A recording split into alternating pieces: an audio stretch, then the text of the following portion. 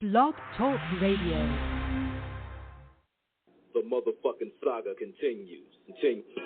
Yo, what's up, world? It's badass thuggin' like I usually do, and you better turn it up, bust some speakers out, cause we off the motherfucking cuff. You dig how we do it? Dog Pound Gangsters 2000 and beyond. Blech. What's up with it, y'all? Man, don't change that down. This your player partner, the legendary Cocaine. And you tuned in live to Off the Cuff Radio. Better not touch that down. Well.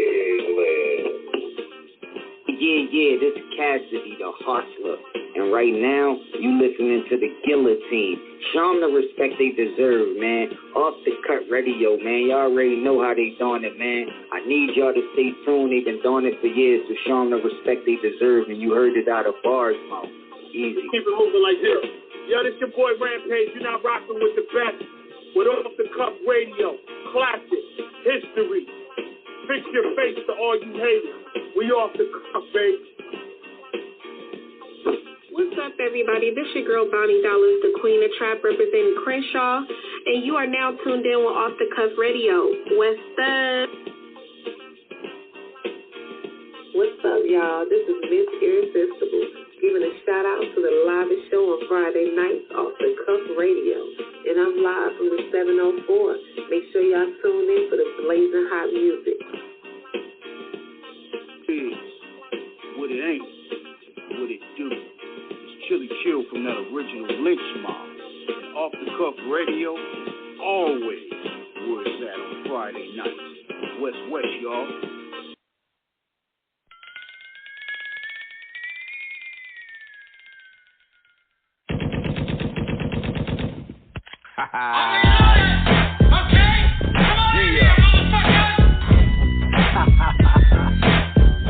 Yeah, nigga. Oh, you thought we was playing when we said we was gonna make it funky, huh? You already know. Let them know, Joe. Yeah. Niggas yelling east side out the window. Slick smoke liquor mixed with the endo. Damn near had a young playing schizo. Right. Up to no good in a Ford tempo. Niggas moving weed and they moving that crank. Yep. Shark hat low, yeah, nigga, this a tank. Tryna be a baller, clocking that bank. Yeah. 9mm, cause niggas like the gang. Yeah. Niggas on spades and niggas on bones. Niggas on dice tryna get their hustle on.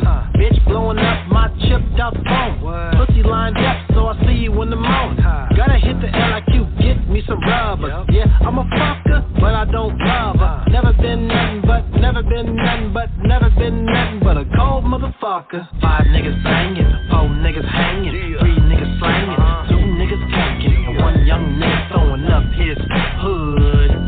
West side. 5 niggas lurking, 4 niggas surfing, 3 niggas working, 2 niggas gurping, and 1 young nigga throwing up his hood.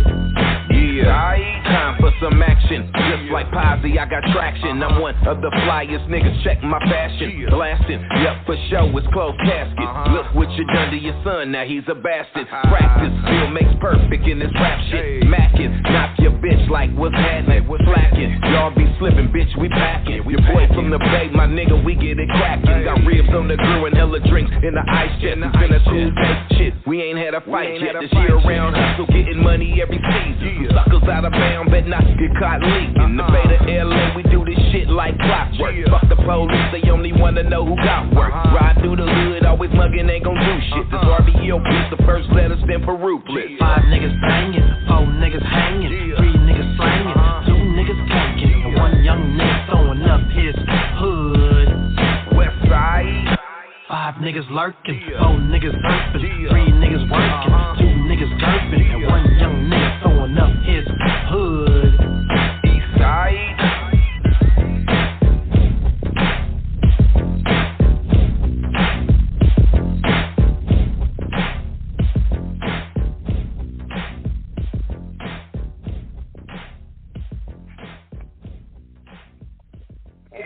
Yeah, we at episode 623 live and direct of the best hip-hop radio show Off the Cuff Radio. I'm your host, King Eric, the Media Assassin, and this show is sponsored by Buddy Boy Entertainment, Da Vinci Clover, Screwball Radio.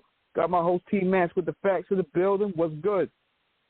Man, what it do, y'all? Another fresh Friday on that freshest frequency of phenomenal OTC. Shout out to our co-host Sincere, a lot of Sandman, Lady Chinchilla, of course, DJ Sincere, Dirty Basin Radio up in New York. We are live and direct, and we are ready to get it cracking, popping, and all things percolating. Ladies and gentlemen, this is a very special guest we have tonight. We're doing it for Northern California, the Bay Area, the phenomenal land of the Playa Players. This gentleman we have tonight has been putting it down for some years, representing Story Center, Alum, Rock, Jackson, McKee, 7th and Reed, the whole east side of San Jose doing what he do, getting paid. And it's only right because we had the phenomenal legend of San Francisco Black Sea a couple of years ago on our show. Shout out to the whole Double Rock, 600 Decibel, the whole San Fran. And now we have his partner in rhyme, the other half of it, who they did their phenomenal collab album together. This man right here is nothing short of extraordinary, luminary, and legendary, printed down for Hit City, and we are so honored and privileged to have him tonight. Ladies and gentlemen, the incomparable, the super MC himself, the Bay Area bomb master, Joe Fresco. What's going on, man? Peace. What's good? Peace, man. That was touching. That was touching. Thank you. I appreciate it, man.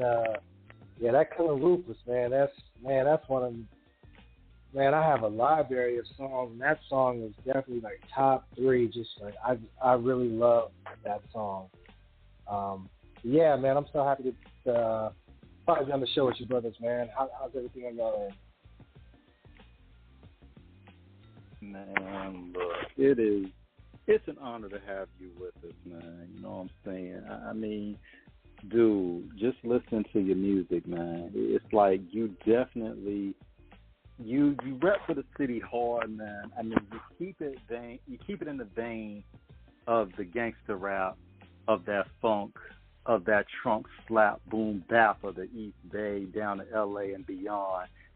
It's you really bring that nostalgia back in terms of what you said hip hop has been missing, man.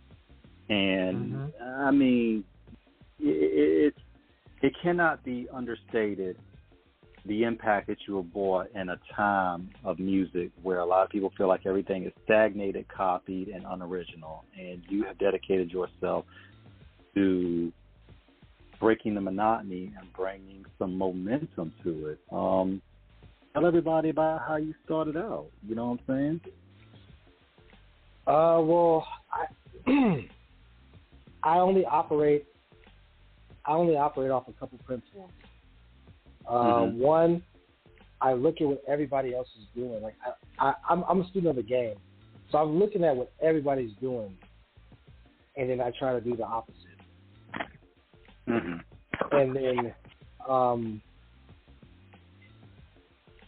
for my city, I operate on a separate principle where the majority of the rappers in my city, they want to make the city look hood, and they want to prove or show you they're the realest. I just want to make my city look good and show you I'm the illest. So those are my 2 principles I operate off of, and so far it's working. And the 3rd principle I operate off of is rap my age. So I'm an older man, so I don't want to do music that my daughter and them can relate to, because I really can't relate to my daughter like that. You know what I mean? Like, she's my daughter and shit, you know, but like I'm an older man, so like I try to make music that people my age will relate to, because people my age, for the most part, even though the sound is definitely, it's nostalgic, people my age really don't care to hear a whole bunch of I'm gonna kill you, I'm gonna kill you, I'm gonna kill you, I'm sliding, I'm drilling, I'm right, because when you get our age, it's like you understand life is precious. You know, like you really start to understand we on borrowed time. So it's about, and plus you understand the power of spirits, which, you know, you can speak things into existence. Like I spoke hooking up a black seed into existence, and I'm pretty sure we'll get to that later. But you can speak things into existence. So if you're talking all that, you drill them up, kill them up, sliding, riding, I'm killing everybody, I'm going to shoot you in front of your mama. Like, you can talk that type of shit because you will talk into existence eventually. So I try my best to talk about the game because, my son is who started M.A.P.A. You know, my son. He's 3 years old, and I'm just thinking that the way the game is going, you know, it's almost like, man, when he's in high school, he might not be able to go to the prom if he don't drive a Mercedes-Benz or something. You know what I'm saying? Like, this is where it's heading if men do not change the market. So my son is the driving force behind my brand, Make America Playa Again. And I don't want to talk too much, but no, it's fine. We got 2 hours, and before we go on, we cannot be, forgetful at all. Shout out to West Coast Bad Boys 510. Check their page out, Bay Area to the universe. Yes. Shout out to them, man, for helping to put this together. We appreciate you all so much. One thing about it, Joe, we have been, and I always say this on air, the history. King has started this in 2014. I've been blessed to be part of the team for the past 7 years. You all in California, we will say it again, we will say it loud and proud with our chest out. You all in California have been so supportive of us, from northern to southern. We love you all so much, and especially in the Bay Area. Shout out to Richie Rich, CMG from Conscious Daughters, Drew Down. I mean, shit, man. I mean, who else? Mac can't forget about. Very supportive. Oh man, get little players, of course. Black Sea, RBL Posse, 40, man. The click. It goes on and on. Stelly Cell. Stelly Cell. Everybody, man. When you think about where you started, how it's going, and how it's going up continuously, who are some of your influences growing up in terms of who inspired you to rhyme? And the biggest is Too Short. The original player himself. The Godfather. He's the Godfather of the West Coast. Definitely the Godfather of playerism on the mic. When I was coming up, in your impressionable years, I was coming up, and Too Short and of course Death Row were like very influential on me. Too Short more because he was talking about a lifestyle, like as I'm coming of age, becoming a young man. He was talking about things that I wanted to do. Like I never glamorized the tough niggas or the niggas that was, in my city gang banging and all. I never glamorized that. Too Short was talking about smoking weed, fucking hoes, getting money, riding around in Cadillacs, fucking with the Cadillac Club and get some more pussy and getting head. And I was like, shit, I want to get some head and ride around in the drop top. So Too Short was. Go ahead. I mean, but Joe, that's the era. What you said earlier about how you picked up your influences and then the way you rhyme, I'm gonna say it on air. And I said this once before as a superlative. Shout out to M.A.P.A when we had him on a couple years back. Where New York has Rakim's Paid in Full as the monument classic for their coast, I told Matt Maul, and I meant every word of my soul, illegal business has to be the paid in full of the Bay Area. Now, mind you, they were both 17 years old.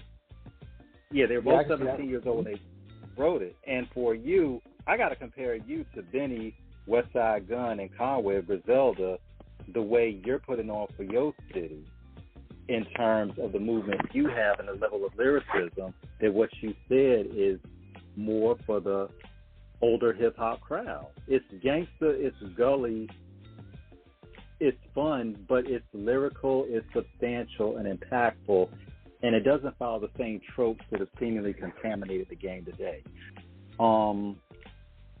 You talk about Too Short, of course, we got the big Rushmore 4 of Bay Area rap. Of course, Too Short, the Godfather, who started it all. Shout out Uncle Short. We got E40, Richie Rich, and of course, the Fizz God, the Temperlicious Player. Man, Romper Room stands up. Yes. Those are the four. Obviously, you know, Too Short was the impact. So when you thought about it in terms of when you started, what was it like to start putting down pen to paper and just writing those rhymes, reciting, and then, you know, kind of just immersing yourself? What was it like growing up in San Jose? I'm definitely going to answer that question, but I want to touch on something you just said before I answer that question. I think Griselda is a perfect comparison because you already think Griselda's dope, like Gun, Conway, and them. You already think they're dope, but when you hear they're from Buffalo, it kind of adds an even doperness. Like, what? The niggas is from Buffalo? You know what I'm saying? Where you would think they was from one of the 5 boroughs. So when people hear me, they say, okay, he's from California. Dope. He's dope. Wait, but he's from San Jose. Like it's. I tell all the time. I think I have the Griselda effect over here. Is because you don't expect what I bring from San Jose, and even though Too Short influenced me like how I wanted to live, I would definitely say Jay-Z is my GOAT. He's my GOAT. You know, the first tape I ever bought in my life with my own money, I bought 2 of them the same day. My mom had got a car accident and won some money. And it was so crazy about it was I was so young, I didn't even know they were beefing. They just had 2 popular songs on Yo MTV Rap at the time. The first 2 tapes I ever bought was LL Cool J, Walking with the Panther, and Kool Moe Dee, Knowledge is Power. Is it Knowledge? Kool Moe Dee was Knowledge is King or Knowledge is Power? Or? Well, I mean, we look at that era. Go ahead, Joe. Go ahead. What were we saying? No, just saying. What was Kool Moe's album? Knowledge is Knowledge is King. Yeah, Knowledge is King. And I didn't even know they were beefing. It's just that I liked the Wild Wild West, and I liked the Jingling Baby. So well, yeah, that was LL and Kool Moe Dee. Yeah, LL and Kool Moe Dee. Yeah. And I was so young, I didn't even know they were beefing. I just liked their songs. So I seen it on the MTV Rap. Yeah. But you know, Joe, it's crazy because when we talk about the level of what it was back in the day, because you're dealing with 2 guys in that era who were legends in the making, from when they started. You know, one is from Queens and one's from Harlem, and what they were doing was. And we were all young niggas back then, you know what I'm saying? So it's like we didn't really quite understand where it was. Like what we saw, you know what I'm saying, you know, Kool Moe Dee rolling with a G on the Kango hat on LL, it's like that was a subliminal, but it's like we kind of didn't really get it all right. Wow, you just dropped the bomb on me. Wow. Yeah. Yeah, that was on one of Moe Dee's album covers where he has the Jeep rolling over the Kango. Wow. But that's something that but the thing is about the lyricism, it was something that was, it was, it was like you could still enjoy it and still be a fan of both. And that was the beautiful thing about it. And that was the beautiful thing about that era back in the day in terms of what it was. You just really saw where the whole, just where it was. And there was nothing about how you never really thought about it escalating to that point. Matter of fact, it was like How You Like Me Now single. That's where Kool Moe Dee had the Jeep pulled up on the LL Kango. Wow. Yeah, that's when we listened to that era of music and how it represented the time, how it influenced, even all the way out to where you are in Northern California. You all of course, Oakland set it off over there. And we just continue all the way from Vallejo, of course, Sacramento, where we saw SIBO come, later on where Mozzie would begin to come. Even though it's not the Bay, we think about Stockton and Richmond, when we think about, we had Heat Monster, Doja Click on last year, representing. Right. Doja Click, man. Shout out to him, man. It was just, once you all got your footing, you all made your mark. The East Coast may have started it, but once it got to y'all really made y'all mark. And from LA with Ice-T, NWA, of course, and where it got to y'all, because people have to understand, if you know the culture, you know the history, the sounds are diametrically different in terms of the culture you all have and what they have. It's going to be a totally different type of vibe.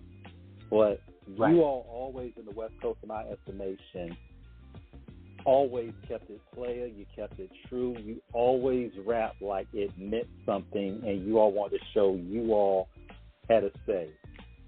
You all were saying it for the West before Andre 3 Sachs said it in the Source Awards. The West got something to say. Just like the South had something to say later on. What were those writing sessions like for you? Listening to, the East Coast being influenced, and then just getting down there and just like, I'm going to do this.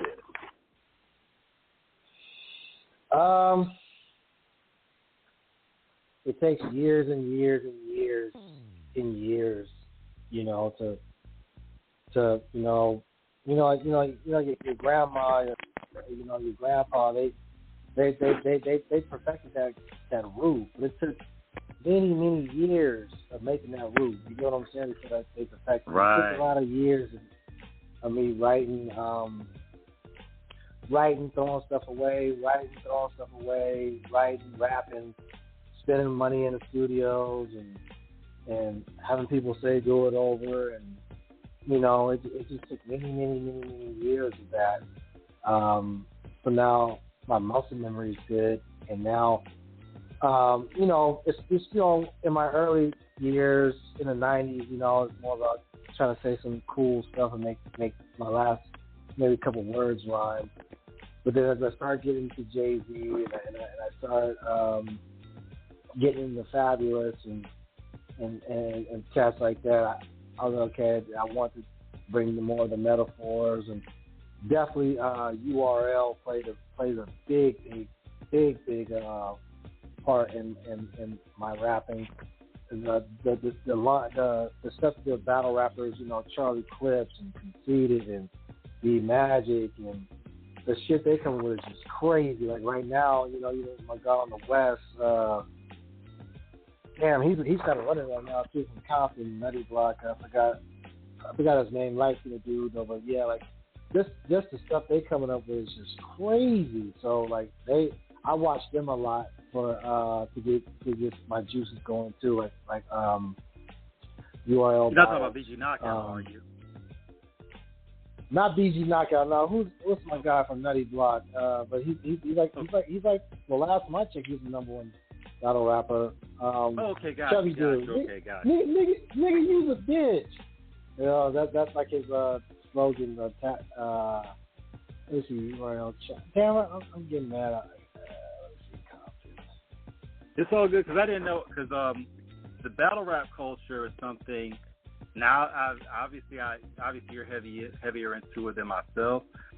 But of course, you know, it's definitely always been an element of the battle, man. When you were speaking on the 90s, Joe, you're talking about, of course, Nas, J, Death Row was a big part of that too. Of course, Ruthless Outlaw Posse, Black Sea, you know, and all them. Shout out to Rap City and Yo MTV Raps and Video Music Box for giving our generation that musical education. When you saw the West, obviously growing up in California, born and raised, what was it like? Because you all were in the thick of it in terms of watching everybody blow in that 90s era, you know, from LA to the Bay. You know, it was an explosion. For Death Row, who was arguably the first big crew of a record label, well, we could say Ruthless to a degree, but then Death Row but then we all know how that happened with NWA and what went down with that.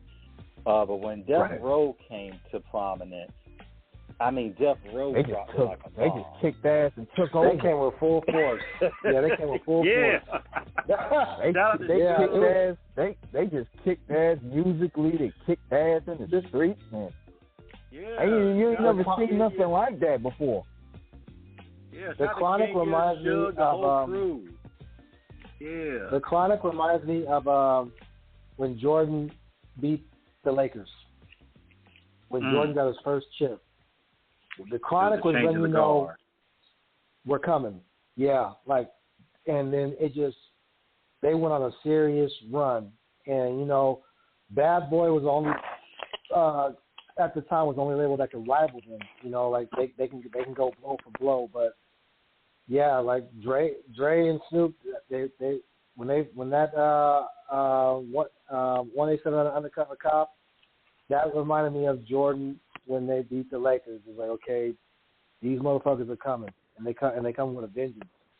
And you know, again, in the 90s, I'm in middle school, so it's even more impressionable. I'm a young kid, like, oh man, and oh, you got the CD, and you know, we're looking at the the cover, and we're reading the inserts. Oh, it was mixed by so and so produced this song, and you know, and contains interpolations of Let Me Ride, and you know, so like we're reading all that stuff. We're feeling it. We're absorbing the pictures inside the inserts. Then we're looking at the videos, and these niggas is barbecuing with guns hanging on their waist. And, you know, right? It's like, whoa, you know, you know. Yeah, that shit was impactful, man. like for real. Like my mom, like, you know, I was in the 8th grade, and my mom, I'll go school shopping. You know, normally I would wear jeans and some stuff like that.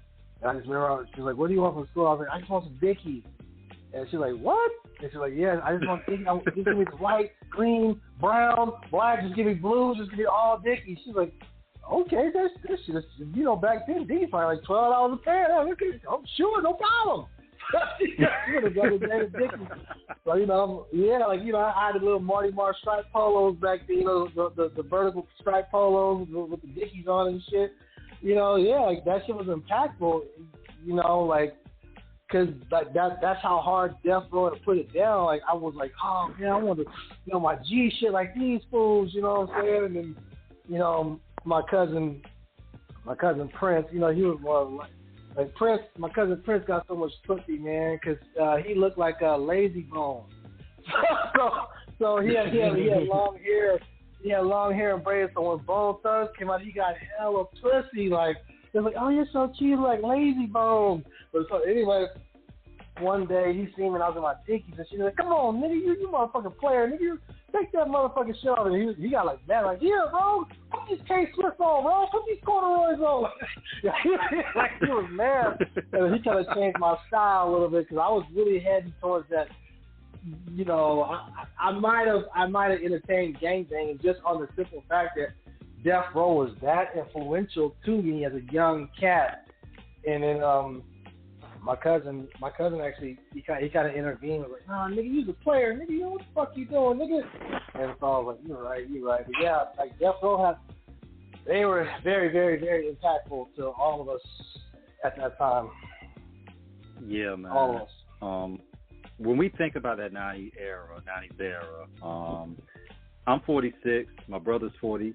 So when we saw the alarm hit when Dr. Dre and Snoop did Deep Cover in the summer of 1992. I believe the Chronic was released in September or October of 92 that same year. So we were still kind of on the East Coast. I'm in Virginia, he's in North Carolina. So we were still kind of like, up until we saw Colors in 1988, shout out to Oliver Stone, and of course Ice-T with the classic, title track for the soundtrack. We didn't really know about LA banging until we heard Colors and we saw the movie. And even then, that wasn't the full story. NWA kind of hinted at it, but it was more like general street shit, but you never really heard. They couldn't get into the intricacies of that shit, Yeah, but they never directly mentioned sets. But they opened up that door to the gangster rap where you would see Compton's Most Wanted, DJ Quick. You know, of course, Compton's Most Wanted with the blue cassette. Those who know, Shout a Trag Do, True Blue. You know, Chill, Boom Bam, 8 Height. Yeah,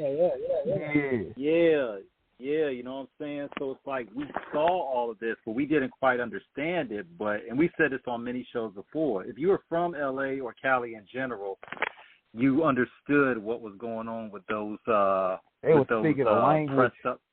Yeah. And the product subliminal.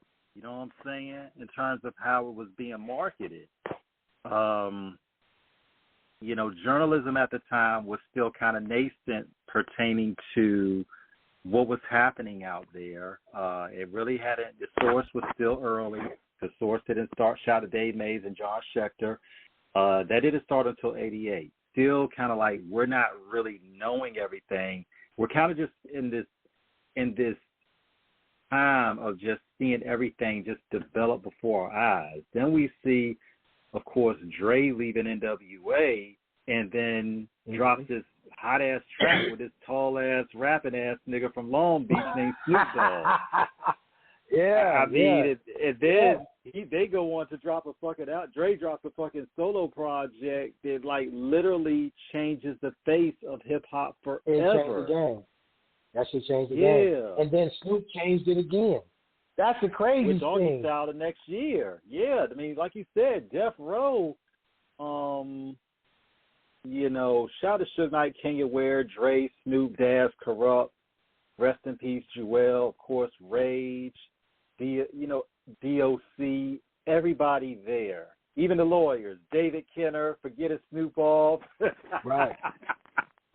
You know, I mean, it was a hell of a time. When you were talking about in the wares, you know, Joe, because one thing we knew from the block about the Bay Area, anything in Northern California, you know, it was play it out. I mean, shout out to Rappin' Forte, Andre Nicotina, a.k.a. Dre Dog, you know, I mean, it was all, you know, from Vallejo to San Francisco to, it was just, it was macking, you know what I'm saying? It was all about the slick hair, you know, shout out to the one of the OGs of the Fresco, of course, Philmo Slim, you know what I'm saying? Oh yeah, definitely. You know, and so obviously you were impacted by that. Obviously LA is known for the gangbanging. That's what LA is known for. We know up in your part of the town, putting it down, we know it's more about hoods and territories rather than actual colors, although there are colors out there. Of course, in Sacramento, Mozzie represents Oak Park, 4th Ave, and of course, you know, X-Rated represents 24th Street Garden Block crew. Garden Block, So it's a lot that goes on out there, but it's primarily always been on the streets. Of course, Filthy Rich, one of the new generation of Oakland, representing Seminary. Right, Sin City. What was it like from the street side of it, Joe? What was it like in terms of what you saw out there? In addition to the hip-hop you listened to that influenced you, what was it like on the street that you saw that would also give you an insight as well? Well, yeah, see, that's why my cousin Prince, that's why he kind of got mad at me because gang banging didn't make it to Northern California blacks like it did in San Jose, especially in the 90s. Shit is different now. Shit is a lot different now. But in the 90s, blacks were not gang banging in Northern California. The Bay Area. Sacramento's been gang banging. So let me say the San Francisco Bay Area, blacks weren't really known for gang banging in the 90s. Right. But the blacks in San Jose were gang banging. And so my cousin was like, like I said, when I started to wear Dickies and all that stuff like that, I was in middle school. But he was like, nah, Rogue, you know what I'm saying? Like, we don't really do that in Northern California. You know what I'm saying? Because, like he's from East Palo Alto. And so he's like, no, Rogue, that ain't, and it's hard because, like, I'm from San Jose. I'm being influenced by the music, and I'm seeing it from the city that I live in. But my cousin's like, that's not our thing, bro. You know what I'm saying? Like that's not our thing. We players. You know what I'm saying? Like I know you right now. You're going through a little phase, but remember what you told me. You like Too Short because of what? You know what I'm saying? Like my cousin kind of had to check me. Like why you say you like the Too Short again? You say, so why are you trying to go this route? Right. And so I had to, even at a young age, I was probably at a fork in the road. So like I said, the young years of 12, 13, 14, those years can kind of set you towards where you're going to head towards high school. You know what I'm saying? And things of that nature. So he kind of like checked me a little bit, kind of try to get me back on point, because I was heading down that maybe I might want to gang bang. Maybe I might want to because I'm seeing it in San Jose. But my cousin was like, nah, Road, we from Northern Cali, man. We don't do that, man. We don't do that. Even though niggas in San Jose is doing it, we don't do that, Joe. You know what I'm saying? And so I thank him for that.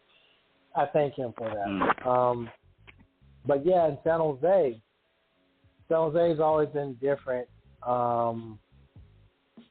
than, I would say, the rest of the Bay Area, because San Jose is they gang bang in San Jose, where and again I'm talking about the blacks, like the homeboys and stuff, they have different politics and everything.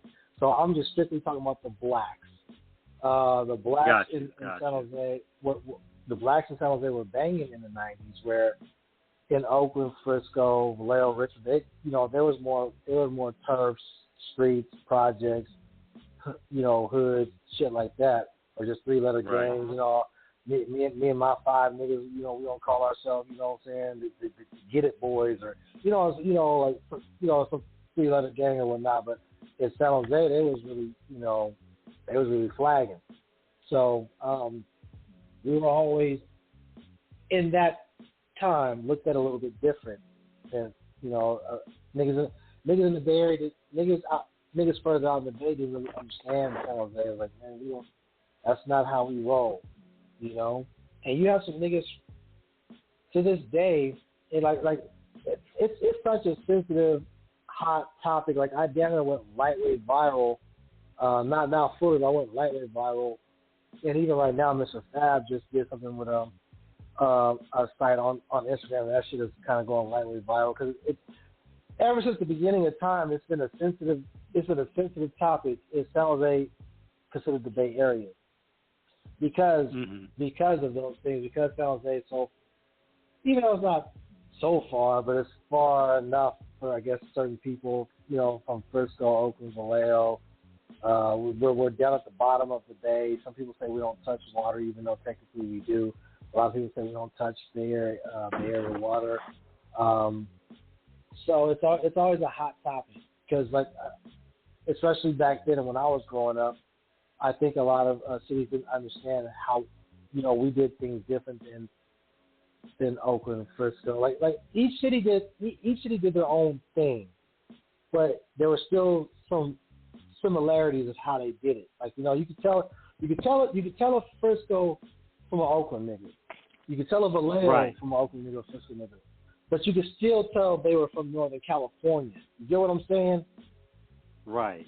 Where like even like down south, you know what I'm saying? Me living in Southern California for a while too, I could tell the difference between a Compton and a Long Beach nigga. I could tell the difference between a San Diego and a South Central nigga. But they all, I know for a fact, you know, just how they the lingo they stand, how they move, how they talk. I can tell it from Southern California. You get what I'm saying? So with San Jose, it was like, not only are you guys different from Oakland, Fresco, the cities up, you know, further up north, it's like, it's hard to tell if you guys are even from the Bay Area because, like, you guys, you know, we don't bang. You get what I'm saying? Like, we don't bang in Oakland. We don't bang colors. We bang turfs, hoods, projects. We don't bang colors. Where you niggas do, so and especially back then with no social media, no you know, things of that nature. The only time we seen gangbanging people gangbanging colors was from, you know, your Death Rows, your Southern California people. So I think it was very hard for them to accept that we were different, you know.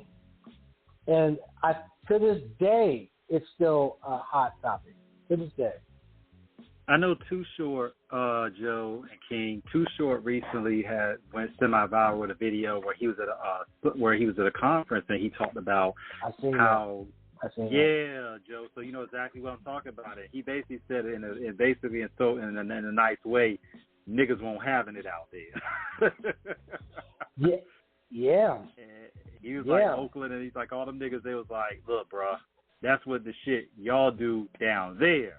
We don't do that here. Right. He's like, respectfully, so y'all take that shit. Was always kind of frowned upon because we did it. So we were always in those days. Shit's different now, but in those days, San Jose was frowned upon by, you know, the cities like that because they did it in San Jose. You know what I mean? But one thing, Joe and King, and we always say this lovingly and affectionately and with full of respect, the Bay beef's different. Southern California had the gangbangers, but I'm like, yo, the Bay Area, I'm like, when you look at niggas like Lil D, Felix Mitchell, all them, I'm like, nigga, Hammer, you know, Hammer shot at him and his brother.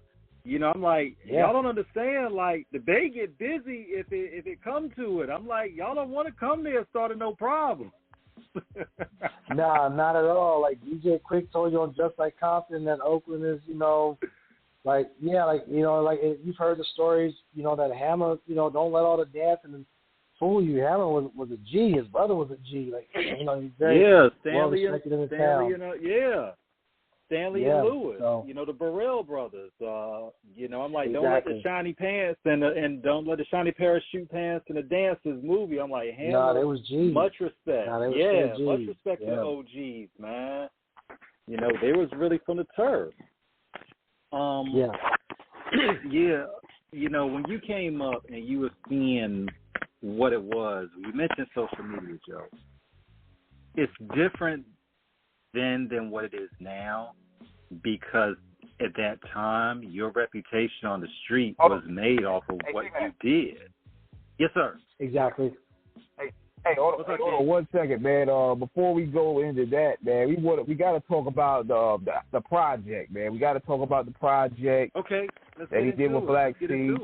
Yeah, we got to talk about that because we played the classic joint, the Ruthless joint. Now, was Easy E a key factor in creating one of these projects as an inspiration? Black Sea? Yeah. Yeah, man. So the two most influential people to me was Too Short and RBL Posse. Right now, again, when we're just having a rap discussion, I got Jay-Z as my GOAT. But the two most influential people to me was Too Short because one, never mind music, I wanted to live a lifestyle like he was saying. Like, I just wanted to just be, Too Short was never talking about funky. He was always talking about being a player, being cool, having fun, chilling. Like, he told you stories about the ghetto, but you never heard him saying, I'm going to kill somebody or nothing like that. So, he made me want to live that lifestyle, just being a cool motherfucker. You know what I'm saying? Just fucking with broad and shit. Right. But, as far as, rapping, RBL Posse influenced me, and it's God makes no mistakes that I would eventually end up doing music with him. But I was influenced by their sound. Black Sea's a hell of a producer, man, and I've been trying to get him to produce some more stuff, and he hopefully down the pipeline he's a hell of a producer. He's got a hell of an ear for talent. He brought, Mr. C, R.I.P. He brought Hitman, R.I.P. NOH Mafia. He's Sandman. He's brought a lot of people to the table that people love. As far as music wise. So he has a good ear for talent, and I'm just blessed to be able to as a part of the Right Way legacy. He's definitely the Ruthless album and this latest album. He definitely had some influence on it, definitely.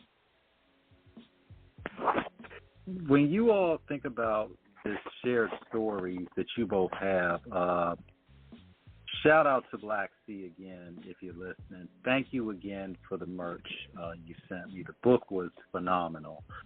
For those that have not read his book, go get it. It's worth the read. Yeah, definitely. Incredible true story written by the man himself.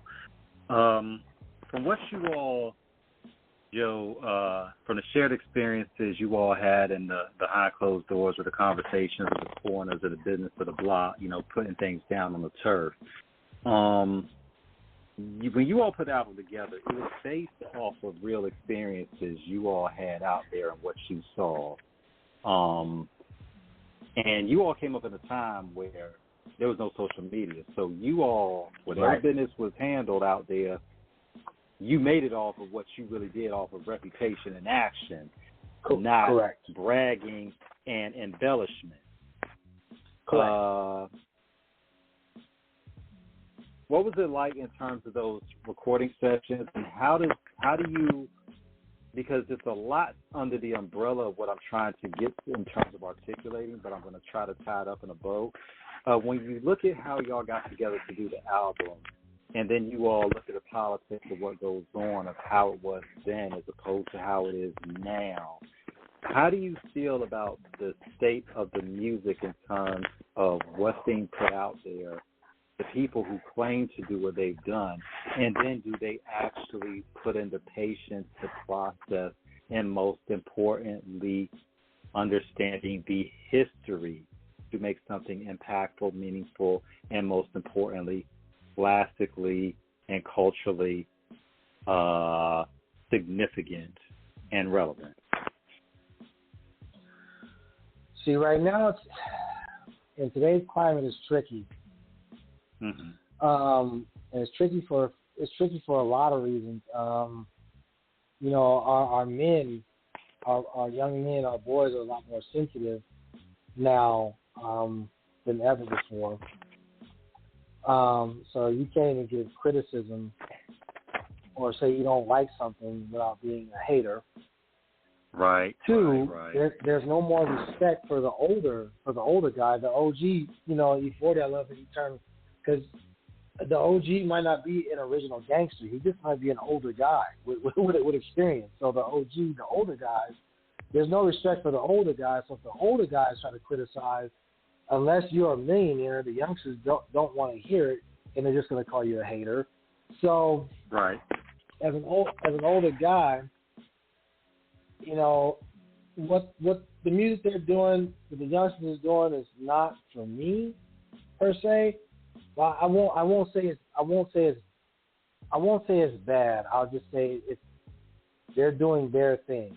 You know, like I don't have to understand it. I just, as long as I can hear a couple songs every now and then that make me want to, you know, bob my head or make me feel good or inspire me, that's fine. You know, and some of the youngsters, you know, every now and then they'll put out a song that makes me, you know, feel good about rap, you know. But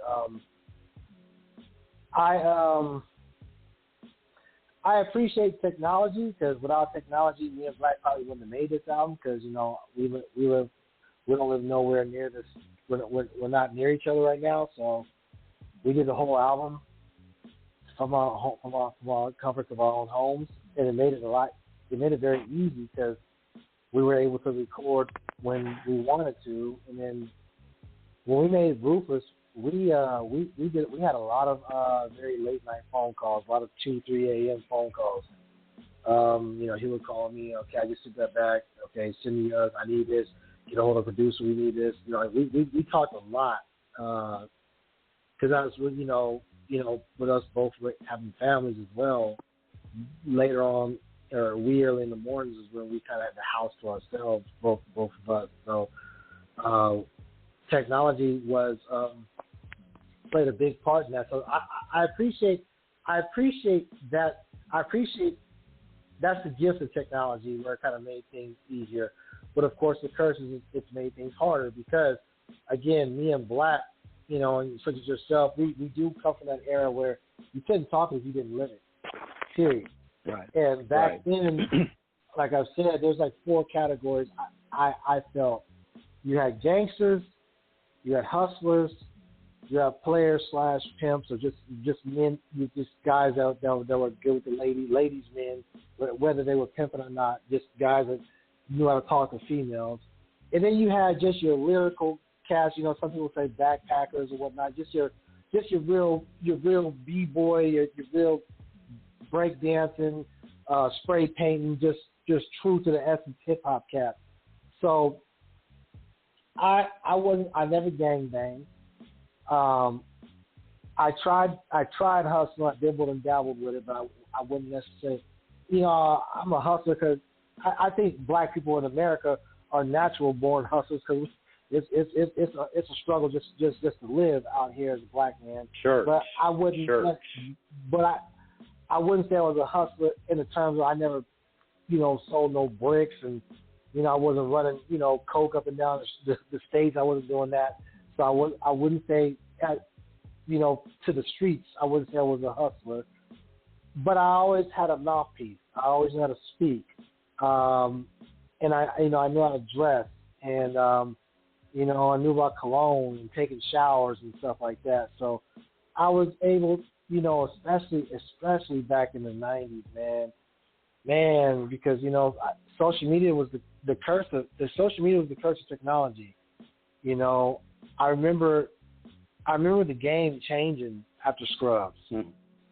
I remember right. Scrubs was a game changer across the world. Where that was the first song, you know, back in the 90s, man, you would roll 4 or 5 deep in a car and, you know, pull up to the stop sign or pull up to a bus stop, or, you know, park in the parking lot leaving the club or the function or the barbecue or the summer jam, wherever. You know, you would be past your seat because, hey, what's up? Where y'all at? Hey, you jump out and get the numbers and all that stuff. And Scrubs was the first time where I seen the game changing where females they didn't want to talk to the passenger no more. They wanted to talk to the driver, and the driver had to have, some kind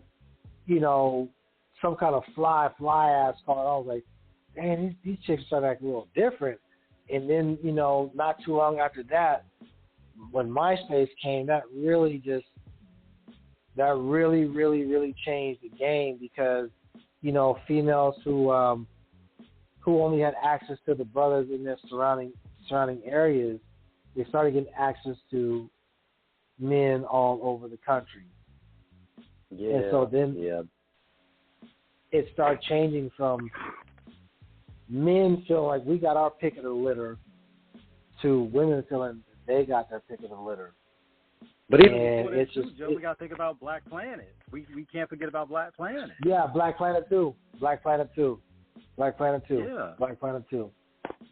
Yeah. Black Planet played a huge role in that too. Yes. That one thing about it was because for a lot of the youngins out there, because we're all older, the three tiers, like what you said, when TLC dropped No Scrubs off the Fan Mail album in 1999, it was definitely something where we it was laying down. And shout out to 40 Thieves for the response song "No Pigeon." Yes. I was like, please, somebody stand up. Even Messy Marv. Yeah. I'm going to cut you off. I want to hear what you're going to say. No, go ahead. Messy Marv did a response to that though too, to TLC, but it wasn't as big as 40 Thieves, No Pigeons. But yeah, Messy Marv did a response to TLC too, out on the Bay Area. But go ahead, Bill, continue. Yeah. But it was crazy because when we had like the response records for stuff, it was, and the thing was, there's always, when we look at the dynamics between male and females in terms of relationships and everything, I don't want to necessarily preach or soapbox. I'm not going to say nothing with that. But it's just when you're looking at videos, when you're looking at these levels of accessibility, it was different because back in the day, we knew those were just visual depictions that were going to a song. It wasn't necessarily real life. It was all a mini movie in 5 minutes of music. So, right. And even then, when we look at where the money was during that time, even in the 90s, 90s was when you began to see, if I had to break it down in terms of who just totally kicked the door down baller, it had to be Cash Money. Because Cash Money was just so over the top. The shit was fucking ridiculous, and we loved it. Yeah. Shout out to Birdman, Wayne. Yeah. I mean, we saw roofs and nigga, and we seen the fucking Rolexes and because back in the day, niggas, look, for all my niggas and hustlers out there, you know what I'm saying?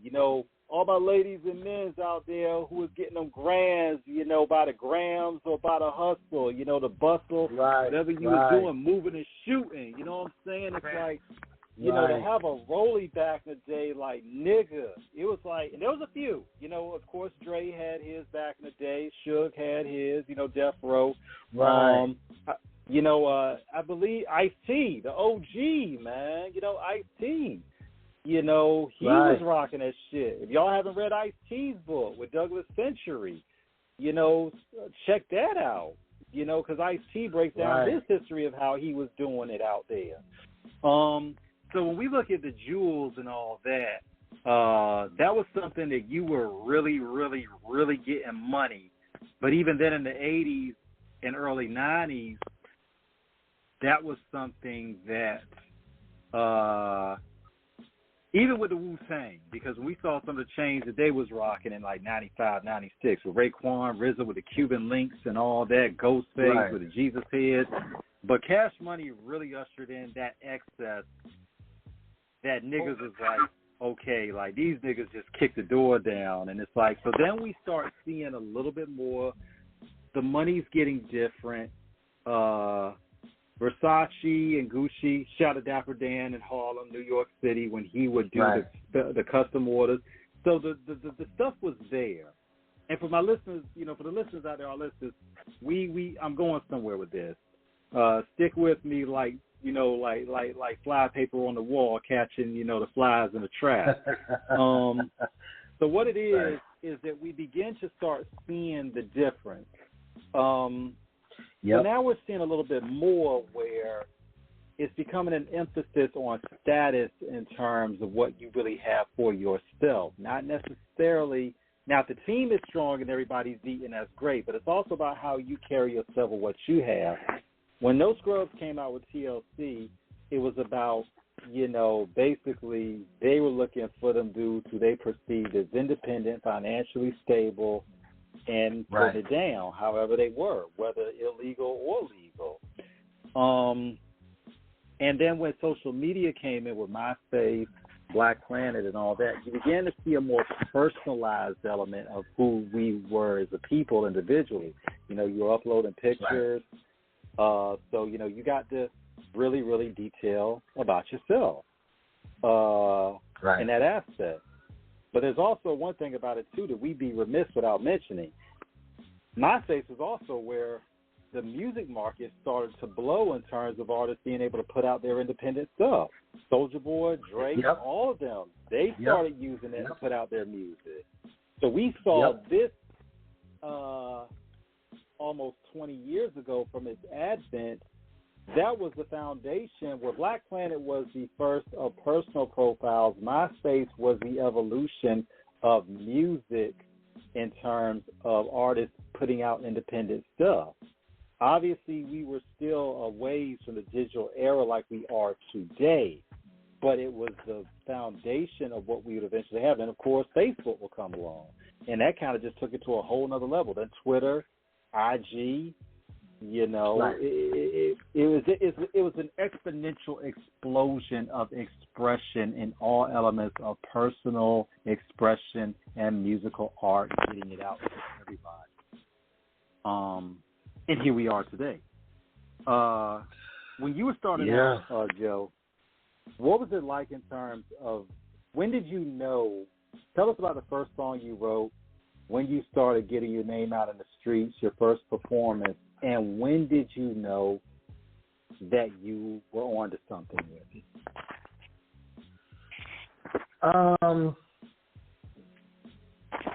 My first performance came on a fluke. My boy Toe, who introduced me to rapping, he wanted to perform at a talent show, and he had got a beat, and he just gave me the beat. It was on tape, and he was like, "Man, just write something to it, and we're just gonna perform at this talent show." I'm like, "What? Like, I ain't never rapped. I ain't never performed." Like, he was like, "Just write something to it, man." So I just wrote something to it, and we just got on the stage. It was dark. It was in a little, it was like in a little hall, and I think we got second place. And like, I don't even know how, because you could barely even hear what we were saying. You know what I'm saying? But we got second place. I was like, okay. And so then like I started going to the studio, and I was the youngest in my crew at the time, but people outside of the crew was saying, like, like, I'm not just saying this because you're my boy. Like, I'm just keeping it real with you. Like, yo, you kind of tight. You know what I'm saying? Like your folks is tight too. Don't get me wrong. Like, y'all all tight. They're like, nigga, you kind of tight. You know what I'm saying? And so, like, the more we would go around, the more I would start to hear that. Like, because back then, you had to grind. We put out our first album in 1999, and we pressed 1,000 CDs, and we was every day we was at the malls, we was in the streets. Hey, we got it for $5. I ain't got $5. What you got? I got $3. All right, shit, we take $3. You know what I'm saying? Like, we was up the trunk with it. That was the model. That was the model we were following from 40 and P and Uncle Charles, E40's Uncle St. Charles, I think. St. Charles. Uncle St. Charles. We were following the model. St. Charles, yes, sir. Yeah. St. Charles. We were following the model, out the trunk. So we that's how all these other niggas up here got on. So that's how we got to do it. So we was out the trunk with it, slanging CDs. That that was social media back then, just being out. You know, people saying, "Oh, I've seen that fool before. He had motherfucking he told me a CD. And she was kind of cool too. Had a couple songs on there I like. You know what I mean? Like, so that was social media back then. So us being out there, and I was starting to get my name out there a little bit more. Like, people were like, okay, I kind of like what y'all doing and shit like that. And then me, you know, hooking up with Tracks a Million. Rest in peace to the legend, man. Yeah. Rest in peace to Tracks. Yo. He would eventually get me on the radio. And at probably definitely when I hooked up with Tracks a Million, I knew I was on to something because, you know, I hooked up with Tracks a Million before he blew. You know, he was just, you know, a producer in the city. And, like, I actually heard the Super Hyphy beat before it was big.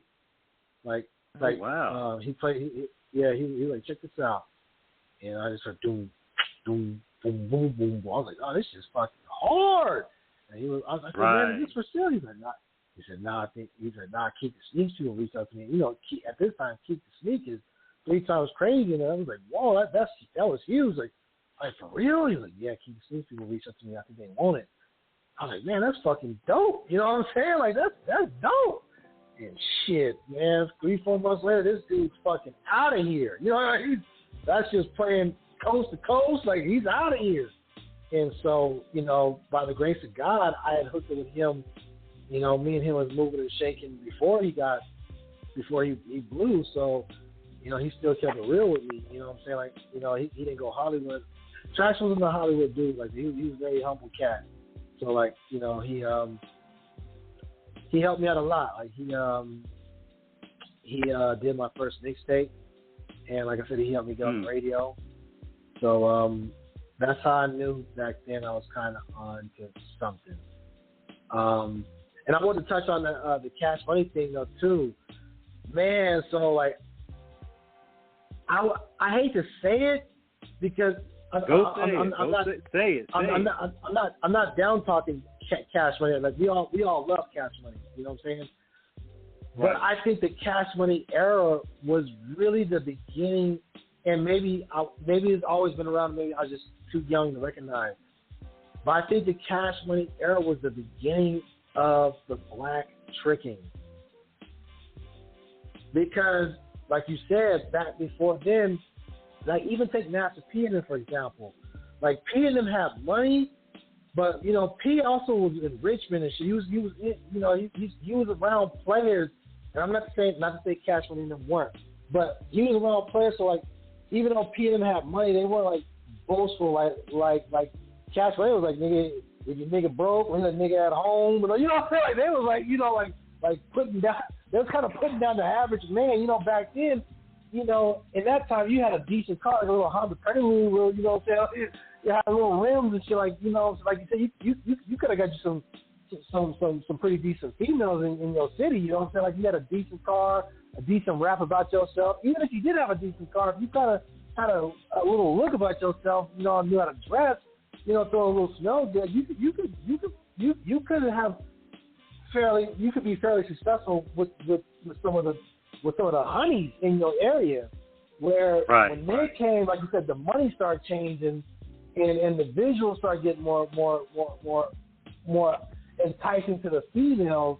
They're saying, you know, yeah, your nigga that old ass Lexus, we in the Hummer, Maserati, and all that shit, man. And they flashing 4-5 Rolex and shit. Of course, a female is like, do I feel like talking to this nigga in this motherfucking Mustang 5.0? Or do I want to be in these niggas' Hummers with the TV, with 18 TVs in that motherfucker? I think I want to go over there. You know what I'm saying? So, and plus, they were adamant. They said it, like, I'm not putting words there. Like, they were saying it ain't tricking if you got it. So, in the Bay Area, you know, you got to understand, I always tell people that movies, you know, especially all the black movies, are a representation of where you're from. Like, you know, you're going to always, when you think of New York, you're going to always think of, you know, New Jack City. You know what I'm saying? You're going to think of Crooklyn, shit like that. When you think of L.A., you're going to think of Boys in the Hood. You're going to think of Menace to Society. But in the Bay Area, our claim to fame was the Mac. That's our culture out there, is pimping Mac and shit like that. That's our culture. Yeah. So we didn't understand it ain't tricking if you got it, because in the Bay Area, it's like tricking is tricking. You get what I'm saying? Like, I don't give a fuck how much money you got if you pay. But again, I was probably too young to understand it. Even a lot of the niggas who was telling me that shit when I was a young cat were probably paying for pussy. You know what I'm saying? But I came up like that's you know what they were doing. We weren't feeling that, because it was like, oh man, it's like you fucking up the game for the average nigga. You know what I'm saying? Because not everybody's gonna be a baller, not everybody's gonna be rich. So it was kind of fucking up the game for the niggas who was just who average, not as like poor, but not like rich. So you know what I'm saying? Like now it's like the females are saying, I don't want to fuck with y'all, I'd rather fuck with these rich niggas. And I think that was the birth of it to me. But the funny thing about it though, Joe, is when you look at it, like we said, the Bay Area has always been known for hustling. You know, and when you look at niggas like Filthy and some of the new youngins, like Cookie Money, shout out to East Oakland, Cookie Money, like, you know, them niggas was really, especially Cookie, and I'm, you know, and I say this with tons of respect for the youngin and his pops. I did a little research, and they were for real out there. Cookie, when that nigga says on his IG, rich before rap, that nigga really was. Yeah. I'll stop. No cap. But the thing is, you know, the Bay Area has always been about business. I think for what Cash Money was at the time, because there's always, as long as there was music in the streets, niggas had money in both realms, and one facilitated business for the other. So when you look at that time of it, you're dealing with individuals that, from where you're from, the money was always there depending on who was making it. It's just it wasn't always pronounced in the way Cash Money was the first crew to really, even when Bad Boy, now, like I said, Suge and Death Row, when they blew in 92, and of course going into 93, 94, we saw the change. Master P and them would come with theirs. Suge said this, and I gotta believe he was right. Nobody was doing crew record chains until Death Row was doing it, and then of course Master P, then Cash Money. Even though Cash Money had predated both of them, because Cash Money started in 1990. A lot of people don't know that. It just didn't go national until it just didn't go national until 98. When they got that $30 million distribution deal with Universal. That's where a lot of that stuff came from. Because it's like, yo, these niggas just came in like a motherfucking, like, niggas just bought out the fucking lot of everything and got a whole lot of it. Yeah. And you ain't the never money see a that they deal made, like that, ever. No, we'll never see a deal like that again. But the money at that time, to give our listeners context, because we were around at that time, so we saw this.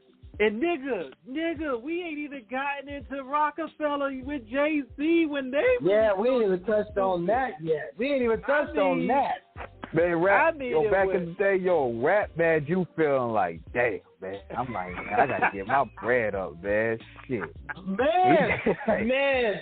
Them niggas rapping about diamonds. Music videos was the social media back then. Music videos, man.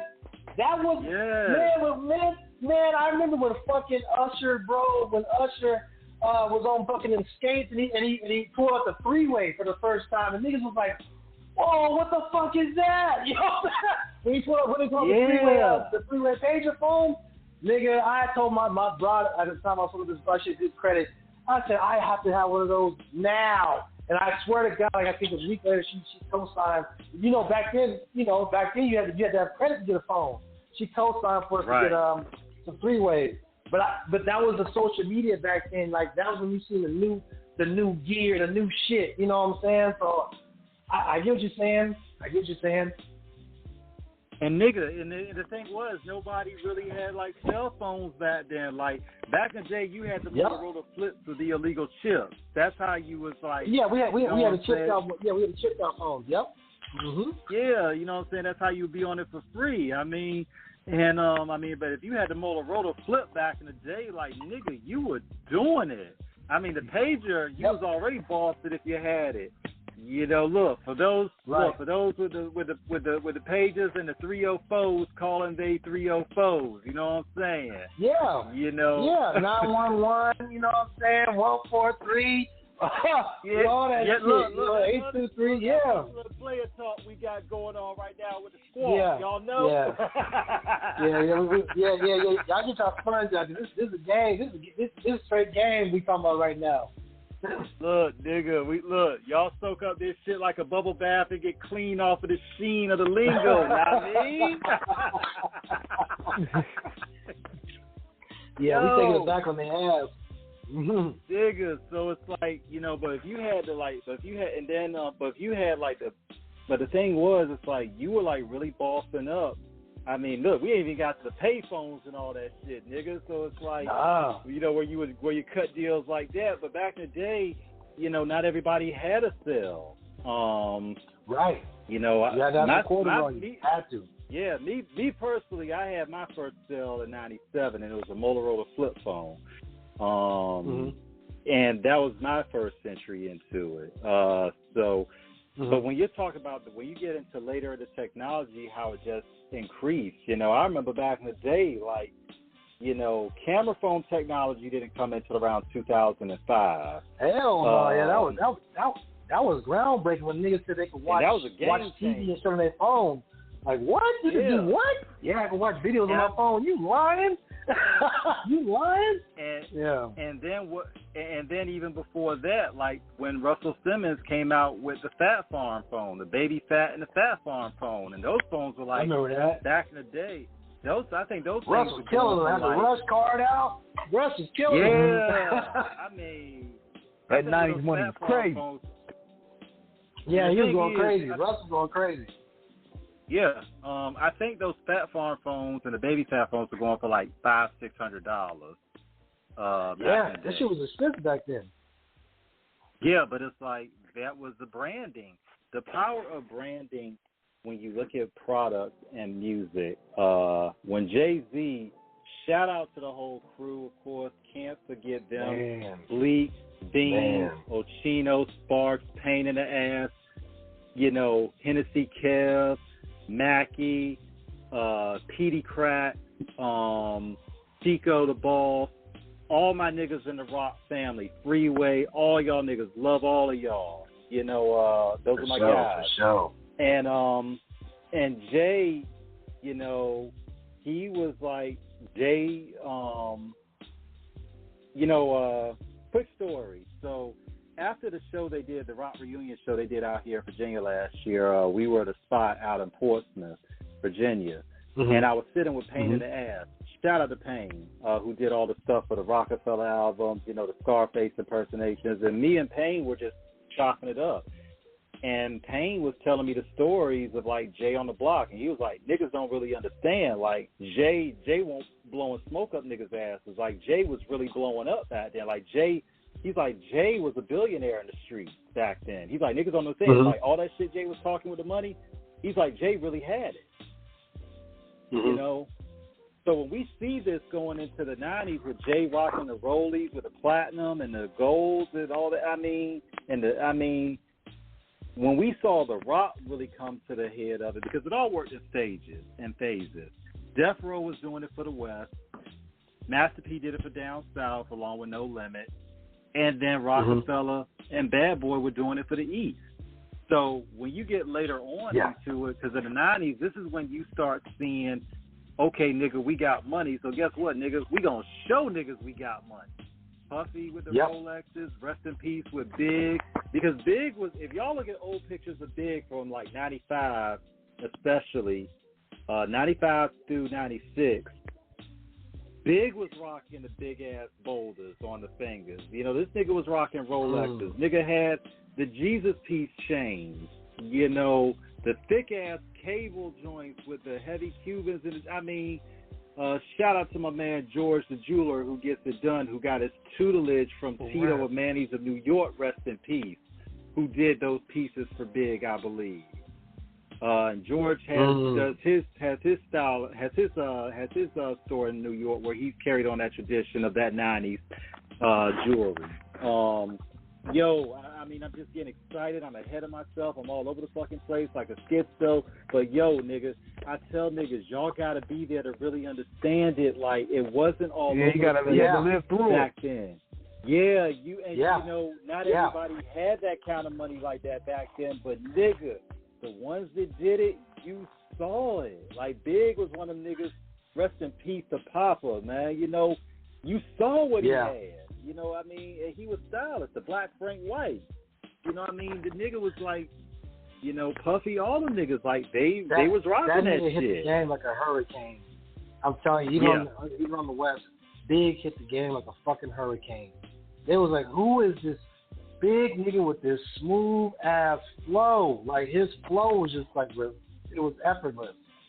It was a real smooth flow, and the shit he was saying, like his metaphors and shit, was like, yo, this nigga's fucking sick. Like, you know, like, who the fuck is this dude? You know what I'm saying? Like, for real, like, big, yeah. He's in the conversation. When we think about that era of hip-hop, Joe, that influenced you as an artist and inspired us as fans, King and myself, and ultimately what enabled our education and also becoming journalists as well. That era of 95 is special. It's considered one of the greatest golden eras of the three, because of course there's 88. There is considered, you could really the golden eras. There are really two or three depending on how you want to draw the history. But the first one is considered, 88, and then the second one is considered 94, 95, and some would even put in 96 to 99. But 95 on the breadth of it alone. When you look at the music that came out, even 94, from 94 to 95 in a 12-month calendar year, to give our listeners context on the albums that came out in no particular order. You had Outkast debut. You had Big debut. You had Nas debut. You had OC debut. Shout out to Omar Sito. We had him on the show some years back. You had, and even then you got to push it to 93 because you had Wu-Tang drop. So I mean, but still in 95, 94, 95, you have Raekwon, you have Jizza, you have Old Dirty Bastard, you have, I mean, shit, you have MC8 dropping his solo debut. We Come Strapped, I mean, with Dollar Warren G, to Cal, UGK, Gangstar. Murder Was the Case soundtrack. Common, Above the Rim Digital Planet. I mean, it was crazy. And we get into the R&B. You think about Faith dropped her debut. You know what I'm saying, in 95. I mean, it was fucking bananas. I mean, it was like a nuclear. The Brat, Keith Murray. Fuck. Yes. Eric Sermon album. Bone Thugs, Black Sheep. That's why I'm saying that's why I say you gotta push it to 93. Because some people would say 95 because they would say it hit the peak, but 93 you gotta put that in. We're separating the man from the issues for what I'm about to say. With R. Kelly, when he dropped 12 Play, I mean, this was fucking insane. Man, that shit was a fucking game changer, bro. 12 Play was fucking what? Yeah. I mean, but when you think about all this music that came in that time that defined the culture, we're seeing legends established. It was just, we can't.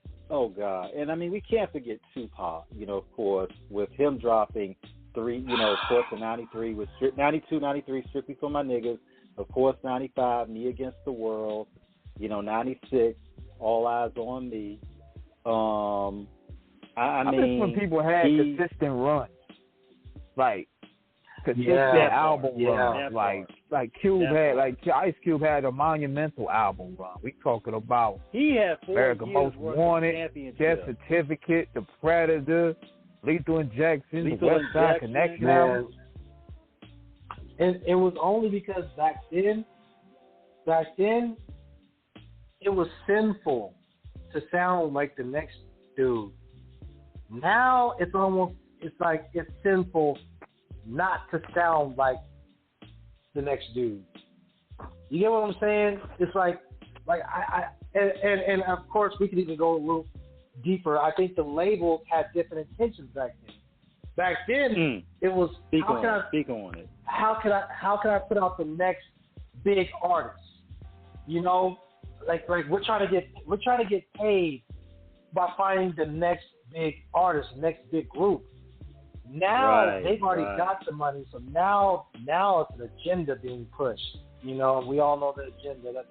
That's a whole different conversation. But back then, they were trying to get the money from black rappers. So it was like, okay, how can we find the next big black rapper, the next big group? So everybody was bringing different flavors. So the intentions of the label were different. Now, like I said, now they've eaten off rap for a long time. So now it's like, now we're gonna find people who don't mind fitting our agenda, and they're all gonna have a similar sound, similar messages, you know, and similar look. Yeah, similar looks. Yep. So yeah, the intentions of the label were different back then. You know, when we think about that era, the music was really about an expression. When we look at how, and this is also a time of journalism as well. Once again, shout out to the source, and of course, Double XL. Shout out to the yellow nigga himself, Elliot Wilson. You know, who was with the source and then left and then started Double XL. So we saw more of the stories in detail behind these individuals. We really began to get a deeper history, a real depth of knowledge, an intimate understanding of what influenced, inspired, and drove them. So it was a very authentic view of how they worked and how the hip-hop culture is so rich, it is so diverse, it is beautiful, it is culture, it is art. It cannot be, it's not monolithic, it's ever evolving, it is expanding, it is not myopic, it is monumental, it is panoramic. So, the art is itself something that reflects the struggle of black and brown people. And it's not just relegated to the black and brown who started it. It's for anyone who appreciates it. We've had white artists as well. You know, shout out to Eminem, of course, one of the all-time greats. Shout out to R.A. the Rugged Man.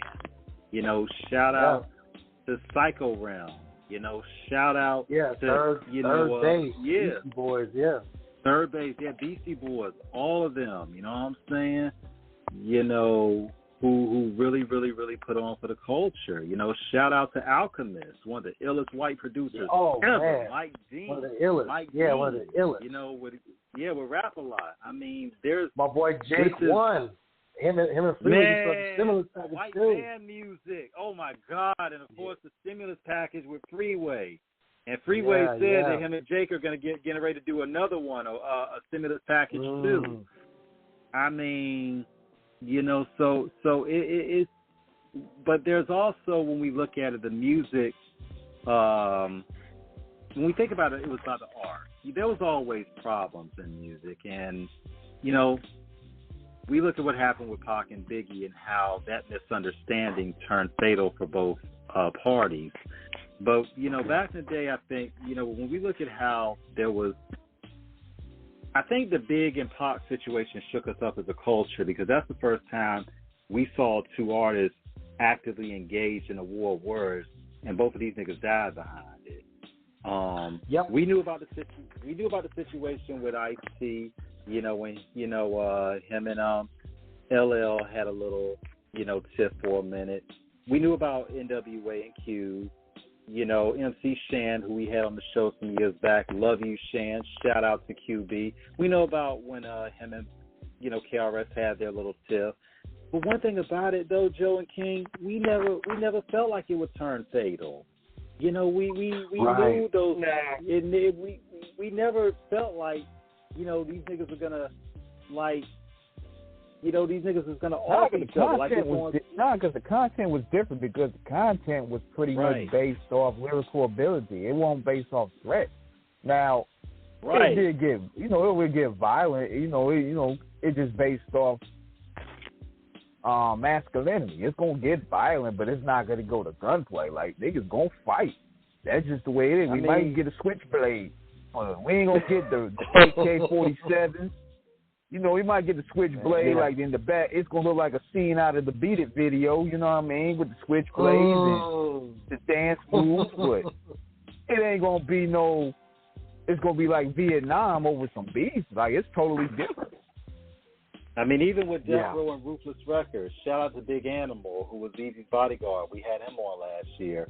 And Big Animal told us about how Easy had his shit ready in case it went like that. And we can say this because it was on air when he said it. Because the Ruthless Building, he's like, when Easy said Neighborhood Sniper on his album, that nigga was really telling the truth because he had snipers on the roof. Yeah. He had snipers on the roof surrounding those buildings, and their job was to take down anything that was not wanted at Ruthless Records. But with Death Row and Ruthless, that was 3 organizations behind that. For those that know. So I think they knew to a degree how far it was going to go before they didn't want it to go there. And of course, even with this is to me like one of the all-time most randomest. I don't know how the fuck happened beefs ever. When Snoop and Dre got into it with Luke, and I still don't even know to this day. This is over 30 years ago. How they had problems with each other. I mean, because Luke don't seem like the type of person that he doesn't seem like it, but to this day I don't know that story either. To this day, but we gotta get the lowdown on that.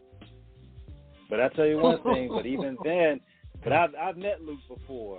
Shout out to Uncle Luther Campbell, the godfather of us all, who through his albums taught us the game on this side from Florida. But Luke is like a real beat-your-ass street nigga from Miami. I tell niggas, don't get it fucked up. Luke ain't no game. Luke is really from because they be thinking, they be putting out booty-shaking music that, these guys are soft. Man, come on. Nigga. No, nigga. Luke is Miami's rough. Don't ever judge people. Don't ever judge people based off the music that they make. Cause you know what we say. Even Hammer, he'll whoop probably 90% of these niggas' ass. Yeah, no, Hammer was a real one. Yeah, he is a real one. Yeah, for those, that's not for us to tell on this show. But we will gladly to tell all of our listeners. Go on YouTube and look up the situation of the beef between Hammer and Third Base. And you all will see how serious. That's not for us to tell on this show, but look up on YouTube. Nah, we ain't gonna tell y'all. That's for y'all to go ahead and look up y'all selves, man. But put it this way, niggas ain't gonna run up on Hammer. We'll just put it that way.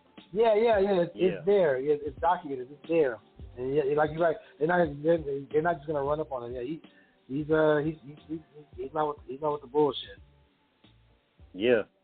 This ain't Vanilla Ice. This is Hammer from the old time. Yeah, man. When you think about it right now, Joe, there's so many artists, your contemporaries, who have come up with you from your city. Shout out to Drew DZ as well. Represent San Jose. The Hood Stars from East Palo Alto. Yes. Of course, Big Rich. Boo Banga. Yes. San Quinn, I mean Nesta Pharaoh, of course Droopy, E40's son, who has grown to his own right, is an unbelievable producer. I mean, of course Filthy Rich, How does it feel to know years later for your section of Northern California, all of it, and of course, MB Neal, Muddy Boy Neal, representing, I believe he's from Stockton, I believe. How does it feel to see all these artists coming out who are like carrying on the tradition, carrying on hip hop culture in such a powerful and meaningful way? It's beautiful for the fact that they found a way to capitalize in the land of capitalism. Because the system is not set up for us to win. And as we were saying earlier, just being a minority in this country is a hustle. It really is. We often don't know where our next meal is going to come from. We're often raised in situations where we're robbing Peter to pay Paul, and we're not taught to win. We're just pretty much taught to survive. So for them to find a way to win in a game where the rules are set up for them to lose, you have to tip the hat to them, because it was they weren't supposed to be there. So from that aspect, I salute them all that found a way to win, and I just hope that whatever they want their legacy to be, I hope that they are making those moves to make sure that their legacy is intact when they bow out, But I salute not just Northern California, all over. I salute all the young minorities who are finding a way to win. Like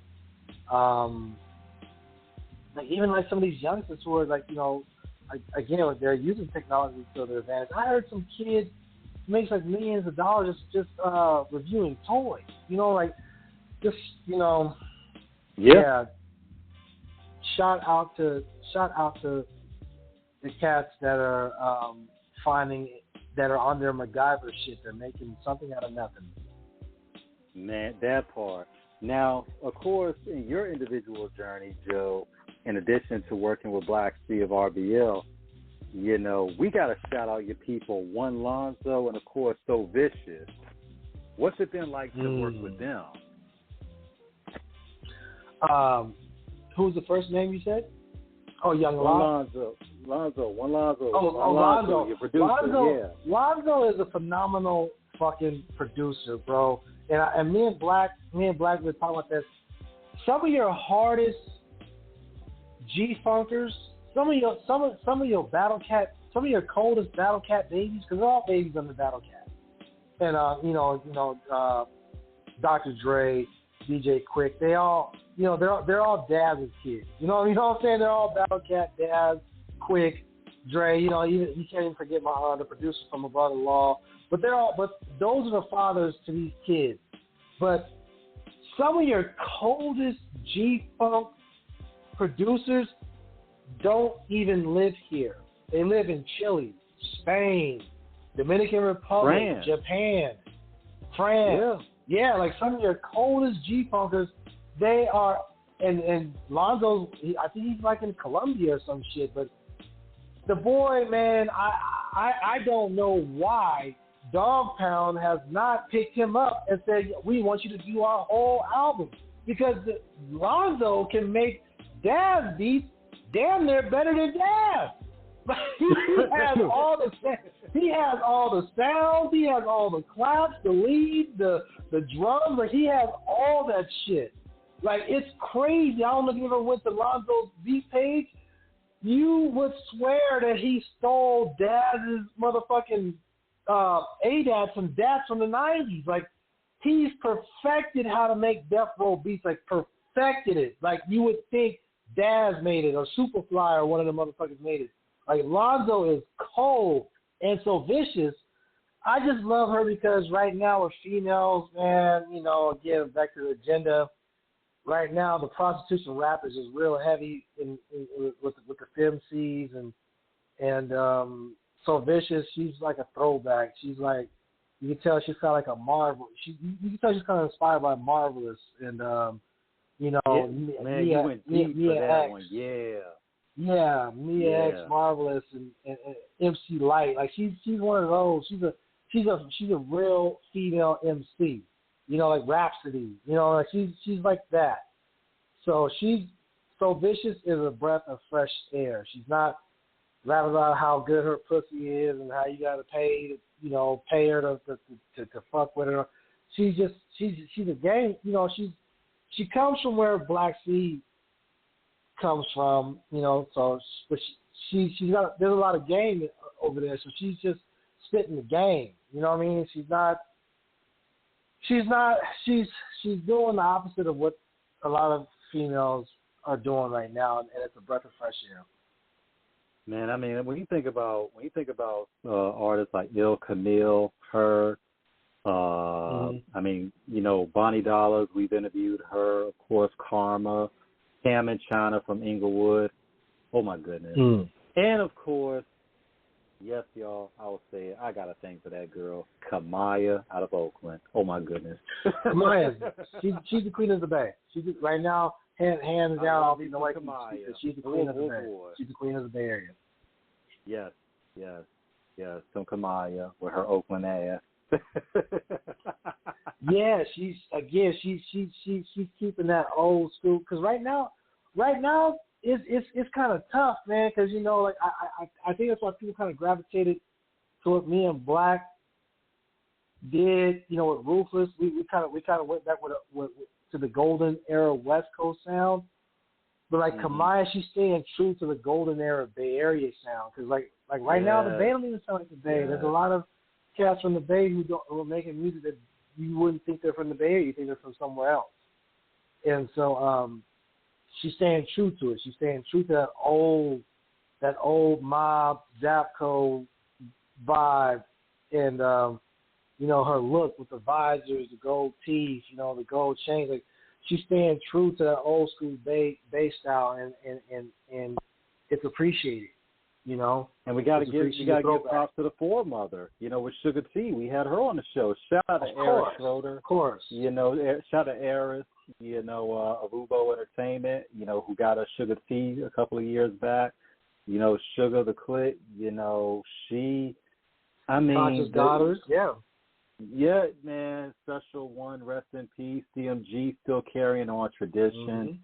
Of course, with their Ear to the Street album and the Gamers album.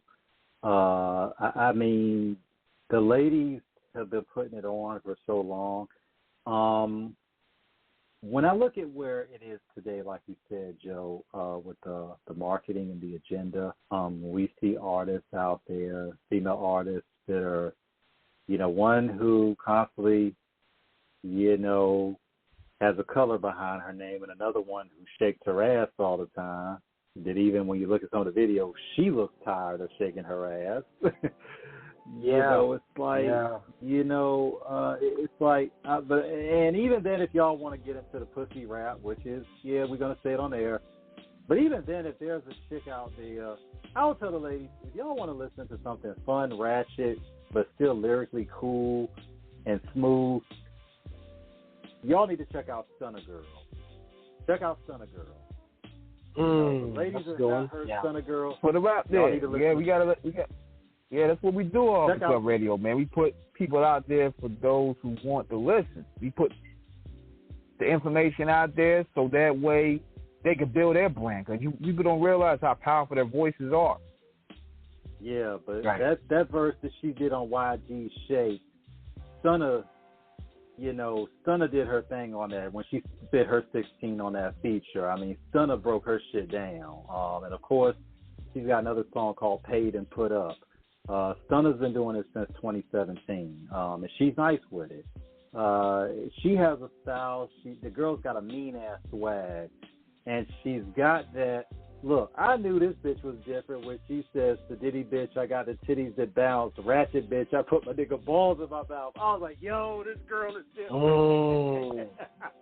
I was like, okay. Get a little Lucy out there. I'm like, but she got the way she delivers it. But the way she delivered that line, I was like, she really with it. Okay. shout out to Summer Girl, man.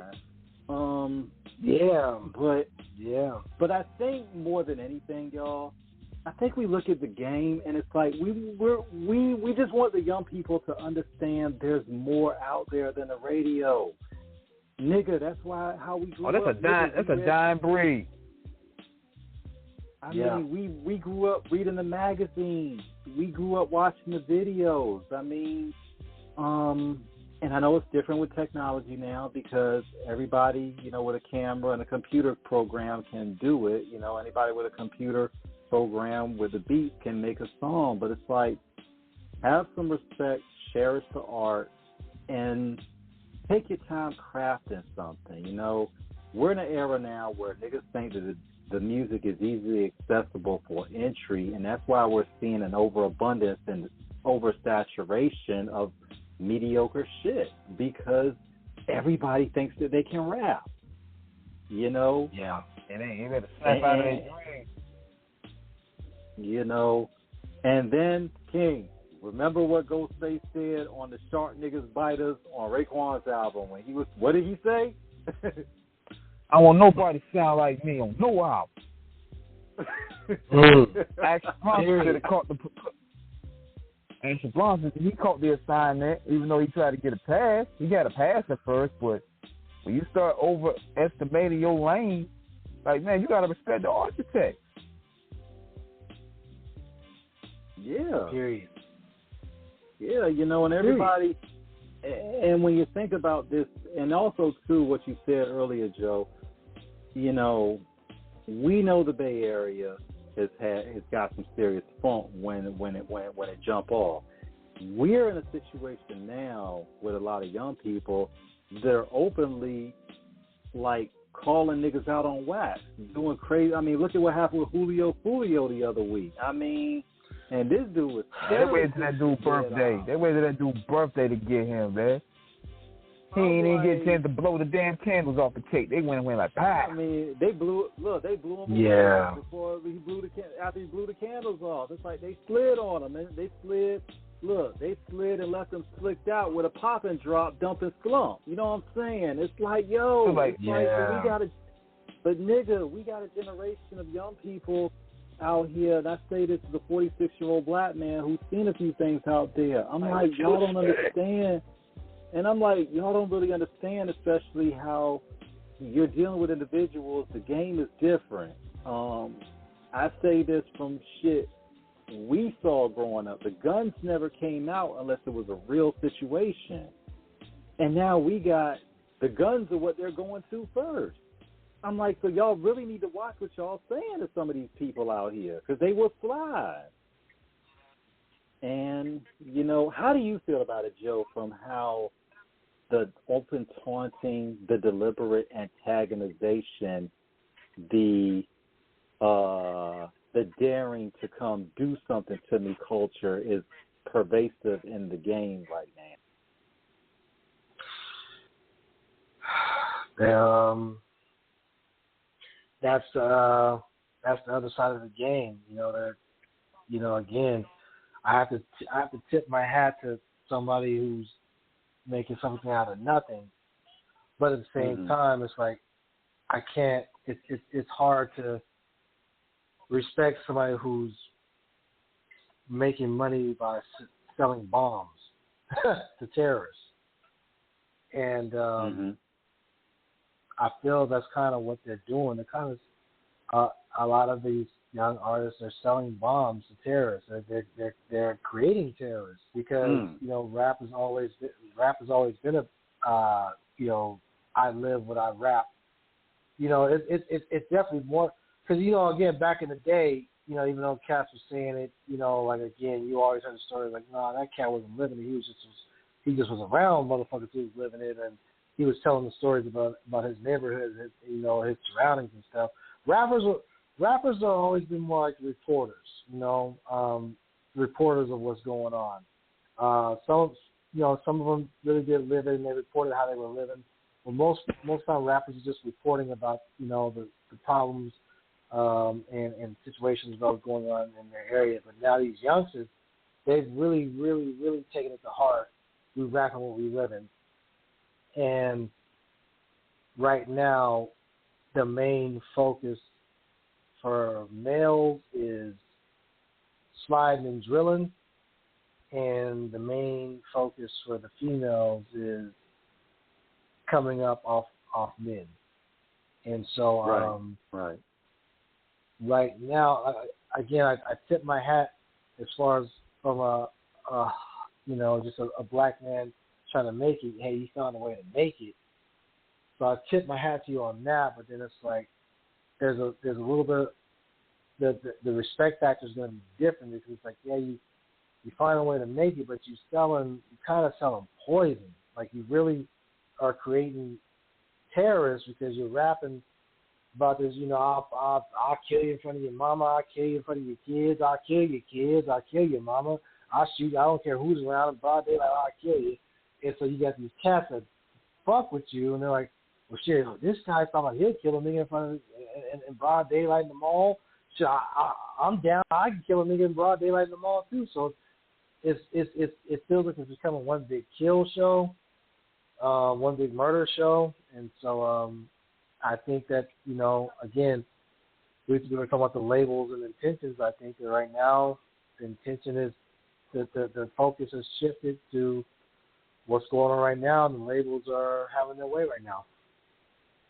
And that's why I think it's important for you, of course, Young Lot, shout out to him as well, representing, all y'all from Northern Cali doing y'all thing, who are putting out that independent music that is separate from the labels and everything, to where you all have a vision that you stay true to. Now, one thing about it, we got a little bit of time left. Before we close, shout out to Metro Silicon Valley, the article they did on you and Black Sea. Yes. What did that mean for you all to get profiled in such a noteworthy and prestigious publication, written by Mr. Kyle Martin? What did that mean for y'all? Black's been in much higher profile things than I have, so I'm not sure what it meant. I mean, independent artists appreciate everything. So let me not make it sound like you appreciated, because independent. When you're independent, any kind of coverage is a plus. Like me being right now talking to y'all is a plus, because you guys can be talking to millions of other rappers right now, and you're talking to me, so it's appreciated. But I was just saying, Black's in higher profile publications, so I'm not sure how much of it touched him, but I know for me, especially it being from my hometown, and I know there's millions of rappers in my hometown alone who would love to got coverage. It meant a lot to me, like a lot. Like, wow, I'm being recognized by my, by the publication of my hometown. That meant a lot. And I think for that too, King and Joe, I think also too that shows that people still read, and it's still the most basic and I think intimate element of engagement being the written word. I think that is very important. I think it is essential. I think through reading, we broaden our horizons intellectually, we expand our vocabulary, we strengthen our scholarly sensibilities in that aspect. And it's always a beautiful thing to be recognized.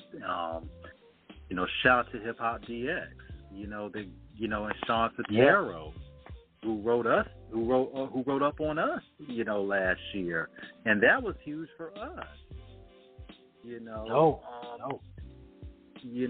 So we so much understand the plight because of what we do being an independent show. We have no major funding. We would love to have it if it's the right situation. But until then, King and myself, we are happy to do this and soldier on and be an outlet for artists like yourself and so many others.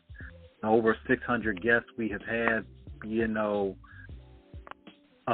who have graced our show, telling us their stories from a very authentic, unmitigated, and unbiased point of view. And that's important to us. We feel like that is the duty we have. That is the assignment we understand and execute. That is the job we always try to do, being number one, you know, and not 1A. We want to be the top of the crop at how we make it pop. As we get ready to close shop on this has been an honor. This has been a privilege. It's been a long time coming. Joe, yes, thank you so much again for coming on the show with us. You know, this has just been an unbelievable. Of course, shout out to West Coast Bad Boys 510 again for making this happen. Thank y'all. And tell So Vicious we would love to have her to come on the show if she wants to come on. I will let her know. I'm pretty sure she wouldn't mind. I'll let her know. And before we go, because goddamn, we cover so much. Physical copies of albums. How do you feel about it in terms of where everybody is so quick to do the digital download and everything? How important is it for you to where you feel physical copies are still relevant and vital in the culture? That's crazy that you brought that up, because I was going to ask you guys a question that me and my friend were just talking about the other day. We were saying, did Napster / LimeWire kill the classic album? Because part of the classic album was actually spending your hard-earned money on it. It was, as soon as you bought it, you opening up the packaging, looking, you know, again, reading the credits. Where was it recorded at? Who produced it? Who mixed it? Who mastered it? The shout-outs, the pictures. All, like, you really built a connection to the classic album. You know, when you put it in your CD book, you know, and things of that nature. So I was talking to my friend. I said, I really feel like LimeWire and Napster killed the classic CD, because it's like, even though you heard it and you're like, oh man, it's a classic, but it's like, it didn't feel the same as when you bought it and you developed that emotional connection. You know, when you took your baby home from the nursery, you know what I'm saying? That was what an analogy! Absolutely. The first time you bought Illmatic, you know, I remember the first time I bought the tape, you know, and I took it out the nursery. I took, you know, from Kmart. I took it home, and I opened it up, and I'm looking at the panels, and you know, the purple tape, you know, like with Raekwon in them, and you know, again the Chronic, you know, the Chronic leaves on them, like, yo, and then you like that plays into the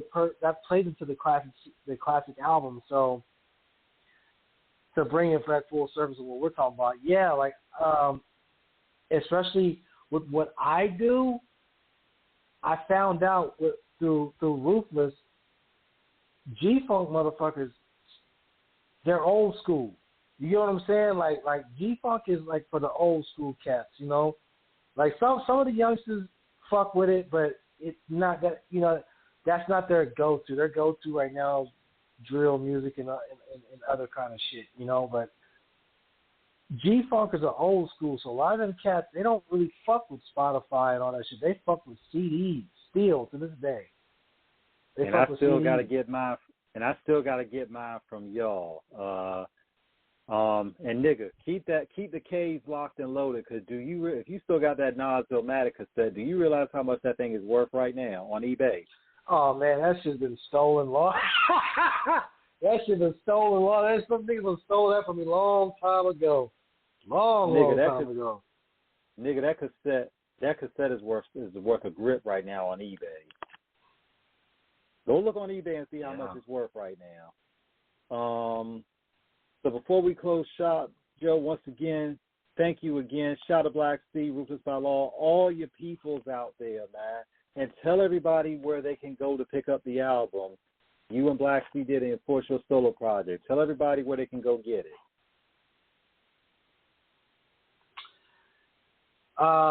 They can go get it from all DSPs, digital streaming platforms, as well as I think it's RBL Big Cartel, like it's RBL store, and they can purchase hard copies of Ruthless. And I'm going to be pressing up hard copies of M.A.P.A 2 coming up in the next couple weeks as well. I got a few cats in Japan and other places like, we need the hard copy. So I'm going to get that done, definitely. Okay. Because I got to get in touch with UNC, obviously all fair, and I got to tap in with y'all to get my copy as well. Because we don't want Blog Talk cutting us off. Thank you, brother. You know you're welcome back anytime. Tell all your friends about us. Any of your niggas that you're trying to help get their music out, we're here. Tell them, hit us. We'll book them. We here. So thank you again so much. This has been wonderful. This has been enjoyable. This has been outstanding. We appreciate you. No, yeah, it didn't even feel like 2 hours. We talked about a lot, and I definitely thank you guys for having me as well. For real. Definitely. So until next time, look, stay blessed. Keep moving the bass of them 808s in terms of all over the place, making it shake on the turf and the earth, doing what it do, getting dough and making it grow. Thank you. Thank you. Thank you. Thank you, guys. Thank you for having me. Absolutely. Brother King, peace out. Take us out. Peace. And on that note, y'all, another championship chapter of Off the Cuff Radio. Peace and blessings to all of you. Thank you so much for your time and, your ear to hear, listen, and hopefully learn a little something. Most importantly, enjoy from the engagement. We love you all. We'll be back next time when we do what we do. Y'all stay safe, stay blessed, and most importantly, stay fly. Peace out. One, y'all.